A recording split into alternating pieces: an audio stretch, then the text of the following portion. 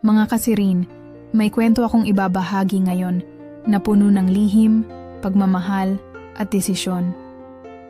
Sigurado akong makakarelate tayo sa bawat hakbang ng bida. Kaya't mag-relax at samahan niyo akong pakinggan ito. Minsan, may mga sandaling hindi mo na kayang itago pa ang nararamdaman mo. Ang mga damdamin na parang nakakulong sa loob ng dibdib mo, na kahit anong pilit mong itago, ay patuloy na sumisilip, naglalabasan. Gabi na iyon, si Wesley ay nakatayo sa harap ni Kara, ang babaeng matagal na niyang iniwasan ang nararamdaman. Hindi na siya kayang magpigil pa. Naramdaman niya ang kakaibang init sa kanyang katawan, isang tensyon na para bang ang bawat segundo ay nagiging mas mabigat. Sa kanyang mga mata, naroroon ang kalituhan ni Kara. Ang mga tanong na hindi niya alam kung paano sasagutin. "Nandyan ka na naman, Wesley," sabi ni Kara. Ang boses niya matamlay. Alam ni Wesley na naramdaman ni Kara ang bigat ng usapan, na hindi pa nila nagkakaroon ng pagkakataong pag-usapan ng buo. Ngunit hindi na niya kayang maghintay. "Alam mong may kasintahan ako, di ba?" Si Wesley, na akala ay kaya niyang manatiling tahimik, ay hindi na kayang magpigil pa. Ang mga salitang ilalabas niya ay puno ng kabiguan, ng lihim na hindi na kayang itago pa. Sabi nga nila, kapag may nabuong nararamdaman, hindi mo na ito kayang patahimikin. Kaya naman, dahan-dahan niyang binuka ang bibig at nagsalita. "Alam ko, Kara, na may iba ka. Pero hindi ko na kayang magpanggap na wala akong nararamdaman. Hindi ko na kayang maging other man sa buhay mo." Ang bawat salita na lumabas mula sa kanyang bibig ay parang matalim na tinik, sumasakit sa kanyang dibdib. Ang nararamdaman niyang pagmamahal at pagnanasa ay hindi na kayang kontrolin pa. Tumingin si Kara sa kanya ng may halong pagkalito at pag-iwas, parang hindi niya kayang tanggapin ang sinasabi ni Wesley. "Wesley, hindi mo ba naiisip na may ibang tao akong pinipili? Hindi ko kayang gawin yan sa kanya." Hindi na kayang itago ni Wesley ang sakit sa kanyang mga mata. "Alam ko, Kara, pero wala akong magagawa. Hindi ko kayang magtago pa ng nararamdaman ko." Nakaramdam siya ng matinding init sa loob ng kanyang katawan at hindi na niya kayang magsinungaling sa sarili. Naramdaman ni Kara ang tensyon, ang hindi nasabing mga saloobin na puno ng kasalanan at hindi pagkakaintindihan. Hindi rin niya alam kung paano makikitungo kay Wesley ngayon. May mga gabing hindi niya mapigilan ang nararamdaman para dito. Ang mga titig nila sa isa't isa. Ang mga tawanan na may kahulugan. Pero hindi niya kayang saktan si Ryan, ang boyfriend niyang matagal na niyang kasama. Ang gabing iyon ay hindi nakatulad ng dati. Hindi na siya makapagpanggap na hindi siya naapektuhan. Ang mga sagot ni Kara ay naging mabigat, puno ng pag-aalangan. At si Wesley, naghintay. Alam niyang may sakit sa kanyang mga mata, pero hindi na siya kayang pigilan. Ang mga gabing puno ng hindi nasabing mga salita ay nagiging dahilan ng mga gabing puno ng pangarap na hindi kayang ipilit. Nang magtama ang kanilang mata, nagtakda na si Wesley ng desisyon. Hindi na siya pwedeng manatili sa gilid ng buhay ni Kara. Hindi na siya pwedeng maging other man na lang. Ang nararamdaman niyang pagmamahal at pagnanasa ay higit pa sa pagiging kaibigan, at hindi na ito kayang pigilan. Ang kanyang puso, puno ng kabiguan, ay hindi na kayang itago ang isang lihim na matagal na niyang pinipigilan. Nang gabing iyon, sa ilalim ng mga ilaw ng bar, nagtakda si Wesley ng isang desisyon. Hindi niya alam kung anong mangyayari pagkatapos, ngunit sigurado siya sa isang bagay: hindi na siya makakapagpigil pa. Ang mga salitang iyon, ang confession na iyon, ay magiging simula ng isang bagong kabanata sa kanyang buhay. Bago magbago ang lahat, si Wesley ay isang tao na hindi seryoso sa buhay. Ang simpleng mga kwento at tawanan ang mga bahagi ng araw na hindi siya nauubusan. May mga pagkakataon na hindi siya gumugol ng oras sa malalim na relasyon. Ang takaw niya sa kasiyahan at ang lahat ng mga ngiti sa buhay ay nagmumula sa mga simpleng bagay. Pero nang dumating si Cara, unti-unting nagbago ang lahat. Si Cara sa simula ay parang isang tahimik na alon sa dagat ng kanyang buhay. May boyfriend na si Cara, si Ryan, at sa mga mata ni Wesley, iyon ang nagtakda ng distansya. Si Ryan, sa kabila ng mga kabutihang taglay, ay hindi ang tipo ng lalaki na may kakayahang magbigay ng mga salitang matindi ang kahulugan. Ngunit ang kabutihan ni Ryan ay hindi nagtakda ng pader sa pagitan ni Wesley at ni Cara. Sa halip, naging dahilan ito ng isang mas malalim na relasyon sa pagitan ng dalawa. Ngunit sa isang tahimik na paraan, ang bawat pagtawa ni Cara, bawat pagngiti niya sa mga kwentong walang kabigatan, ay nagbigay kay Wesley ng isang pakiramdam na may mas malalim pang koneksyon. Tila ba siya ang nakikinig sa lahat ng mga hindi nasabi at mga hinanakit na natatago sa mata ni Cara. Habang tumatagal, hindi na kayang itago ni Wesley ang nararamdaman niya. Ang mga gabing magkasama sila ni Cara ay puno ng malalalim na usapan. Minsan, nagkakaroon sila ng mga hindi matukoy na pagkakaintindihan, mga hindi kayang ipaliwanag na titig, at mga paghawak na puno ng enerhiya. Ang lahat ng ito ay nagbigay sa kanya ng isang pakiramdam na hindi niya kayang isantabi. Ang mga tawanan nilang magkasama ay hindi na simpleng kasiyahan. Ang bawat tawanan ay may kasamang pagmumuni-muni sa kung ano ang maaari sanang mangyari.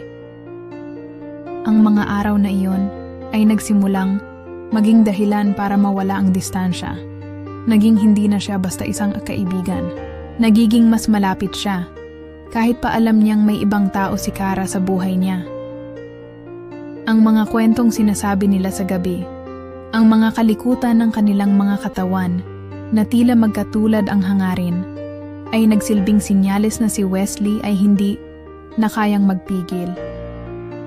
Si Cara, bagamat puno ng kasiyahan, ay may mga galak na hindi kayang ibigay ni Ryan.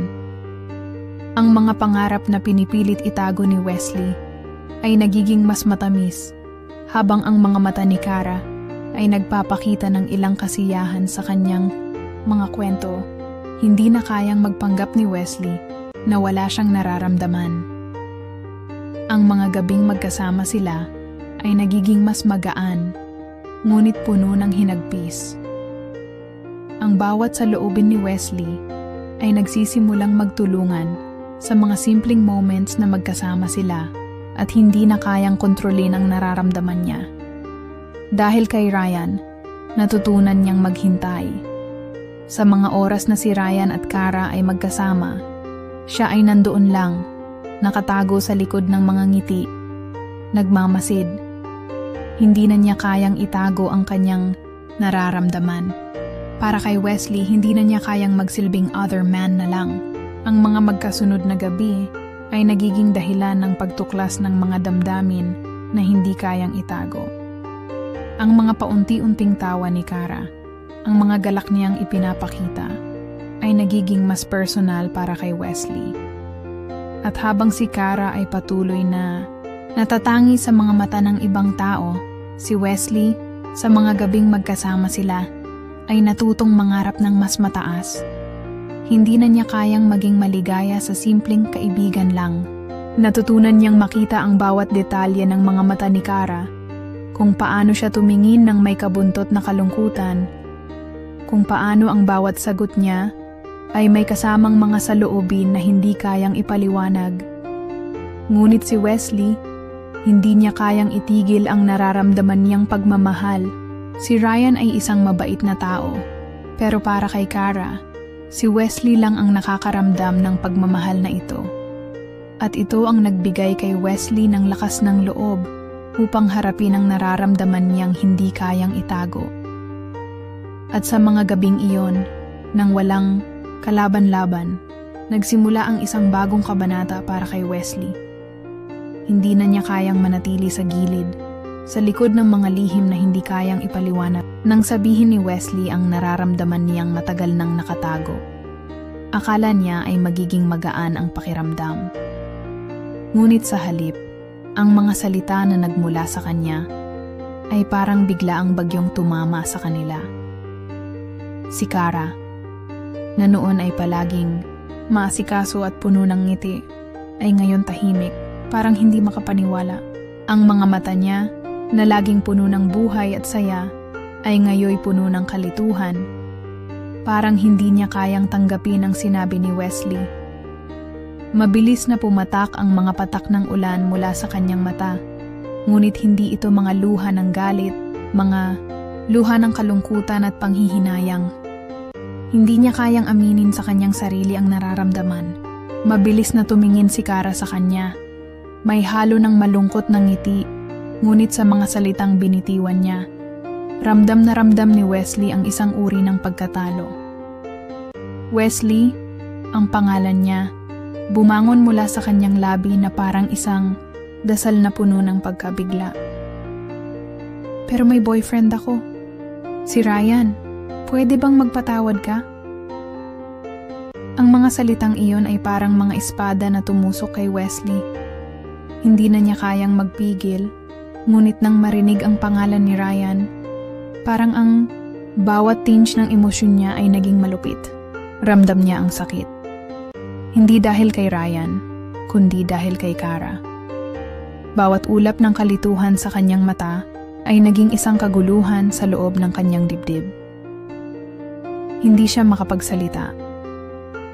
Ang mga mata ni Kara ay naglalaman ng matinding pag-aalala, ngunit may kagalakan din. Hindi sa nararamdaman ni Wesley, kundi sa natatakot siya sa magiging epekto ng mga sinabi nito.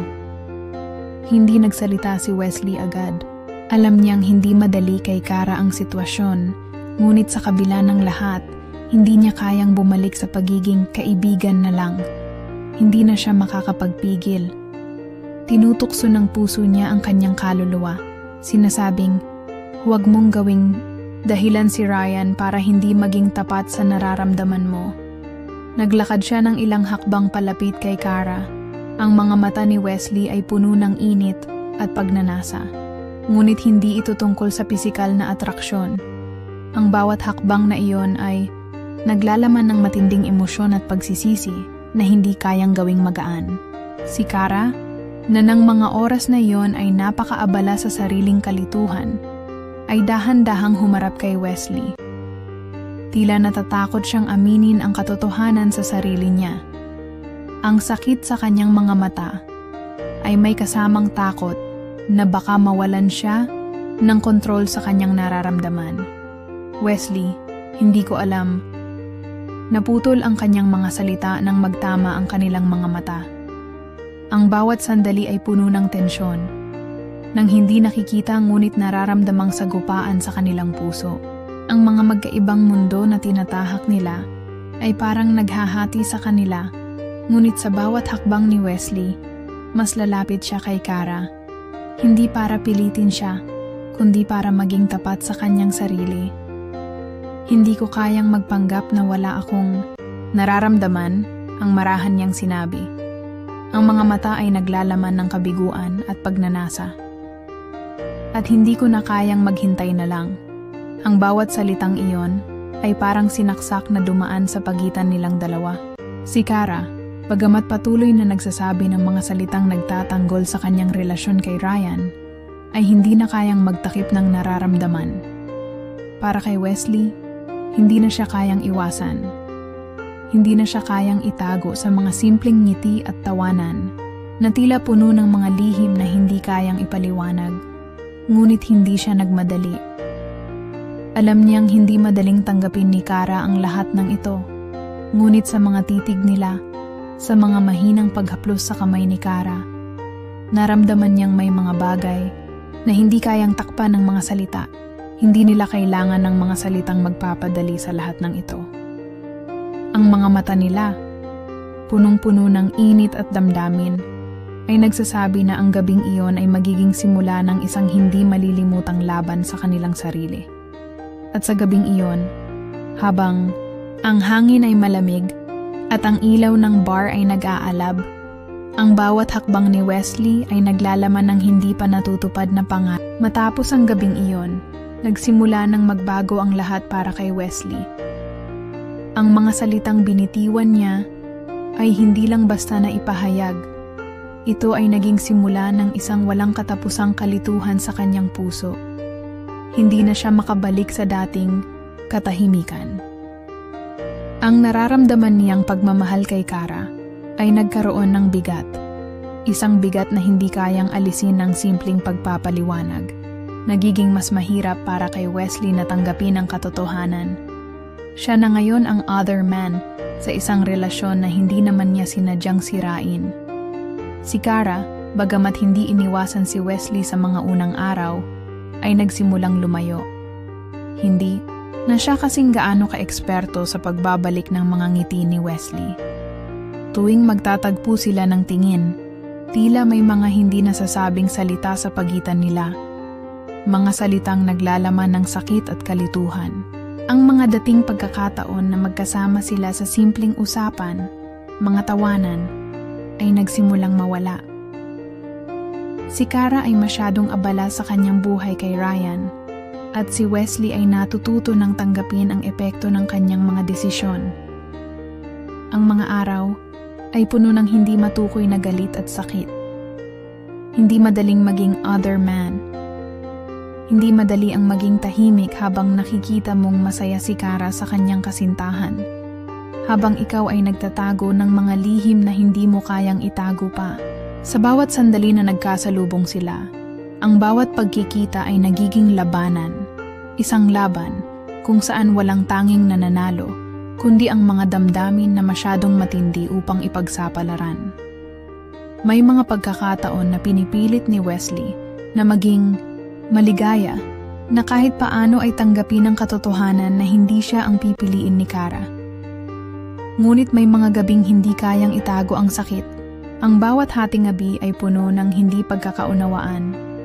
At si Wesley, sa bawat patak ng kanyang mga luha, ay natututo ng mga bagay tungkol sa kanyang sarili na wala siyang plano. Minsan, ang pagmamahal ay hindi lang tungkol sa pagiging tapat. Minsan, ito ay tungkol din sa pagpapatawad sa sarili at pagtanggap sa mga bagay na hindi kayang baguhin. Mahirap ang maging other man dahil sa bawat hakbang na ginagawa ni Wesley, nadaraman niyang siya ang nagsasakripisyo. Ang nararamdaman niyang init ay tila may kalungkutan sa bawat galak na nais niyang iparating. Alam niyang hindi siya ang napili, ngunit hindi pa rin siya kayang bitawan.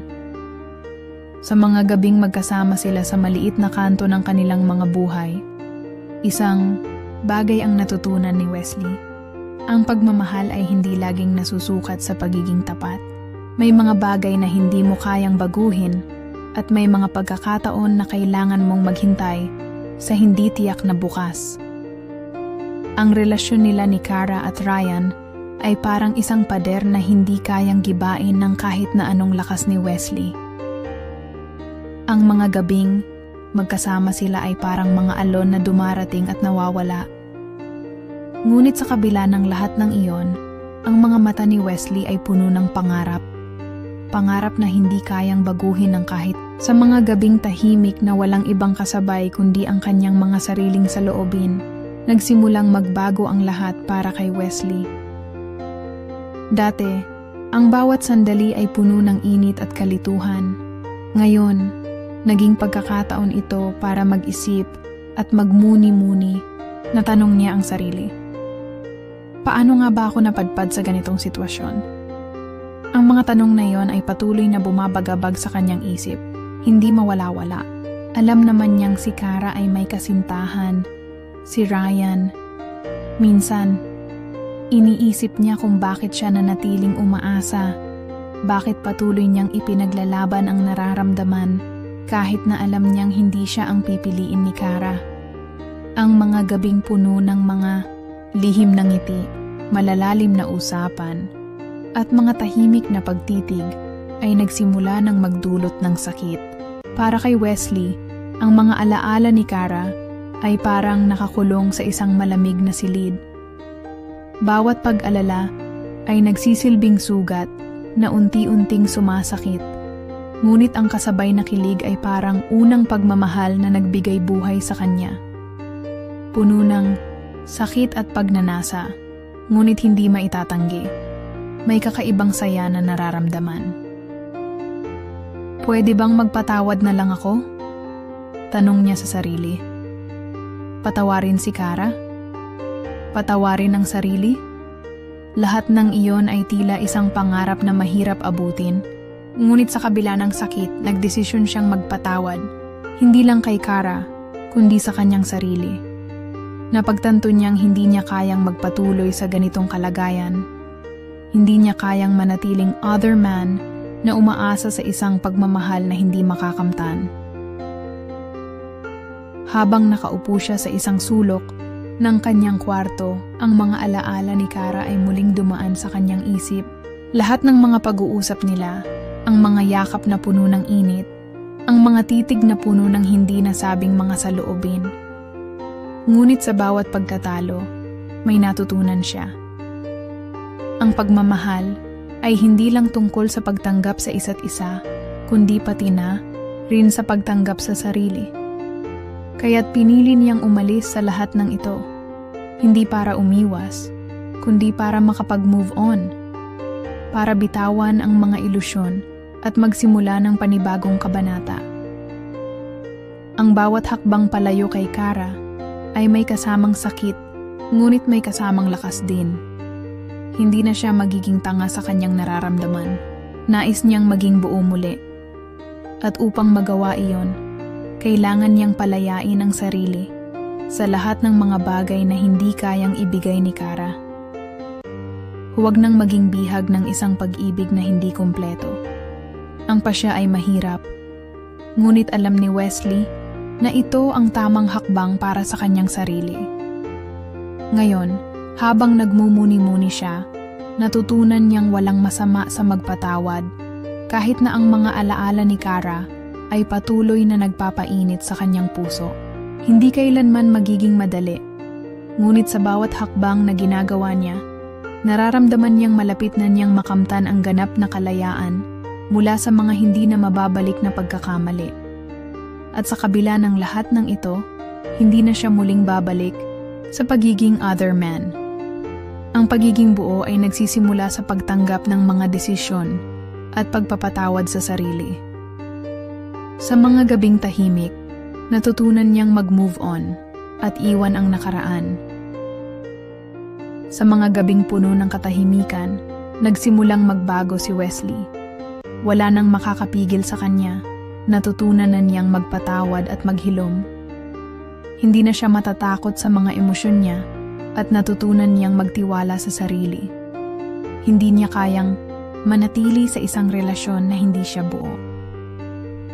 Bawat araw ay naging pagkakataon upang makapagsimula ng bago, upang mahanap ang kanyang sariling halaga na nawala sa mga buwan ng pagmamahal kay Kara. Nagsimula siyang maglaan ng oras para sa sarili upang muling buuin ang kanyang mundo. Hindi na niya kailangang maghintay sa mga hindi tiyak na bagay.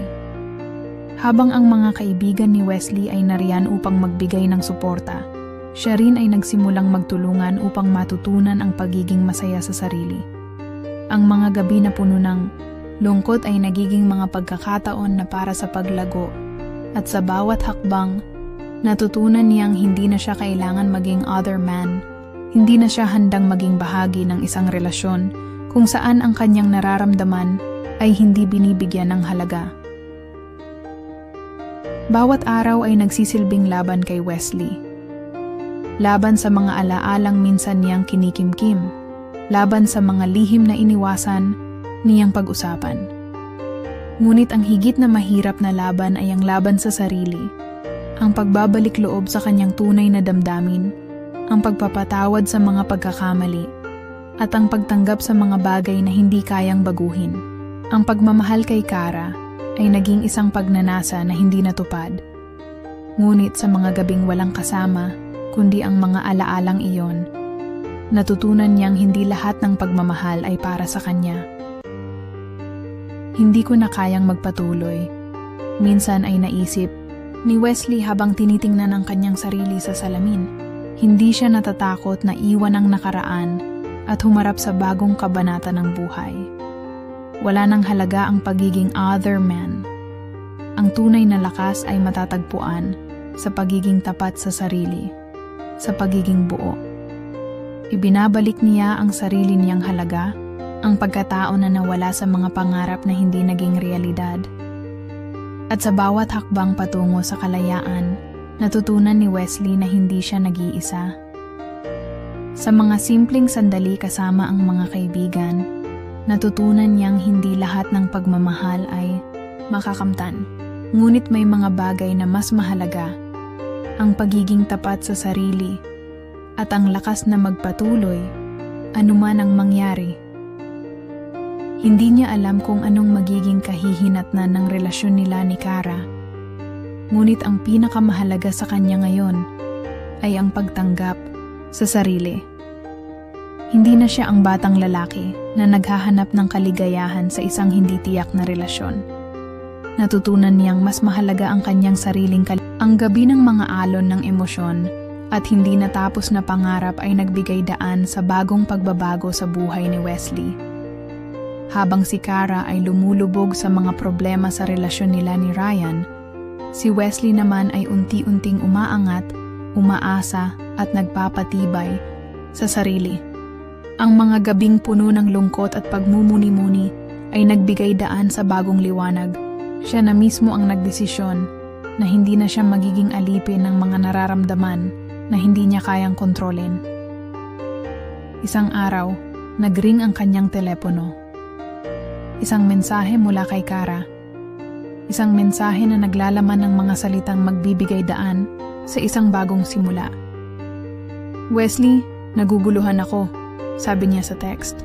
Sa isang iglap, naalala ni Wesley ang mga gabing magkasama sila, ang mga simpleng ngiti, ang mga palitan ng mga salita na nagbigay lakas at sakit sa kanya.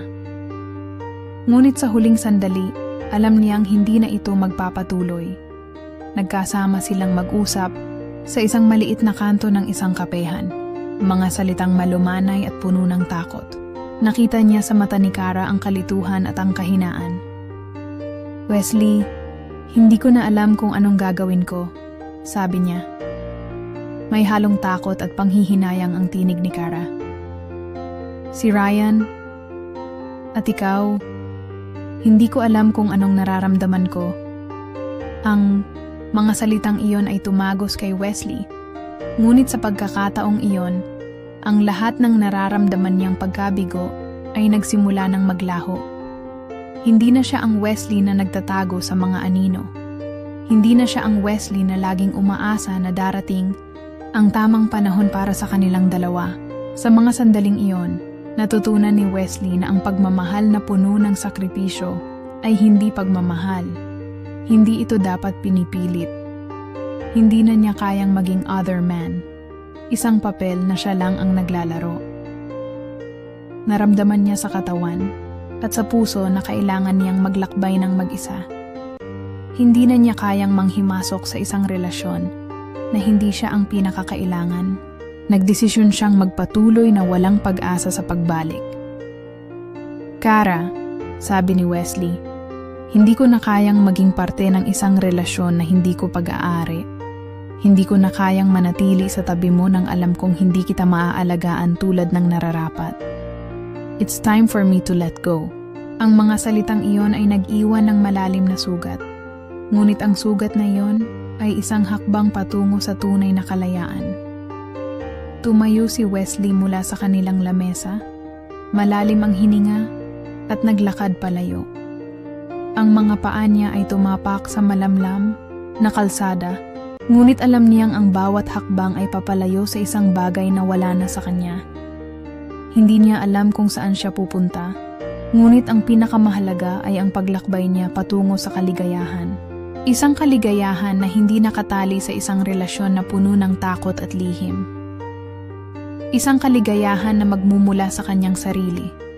At sa bawat hakbang, natutunan niyang ang pag-ibig na hindi siya binibigyan ng halaga ay hindi dapat ipilit.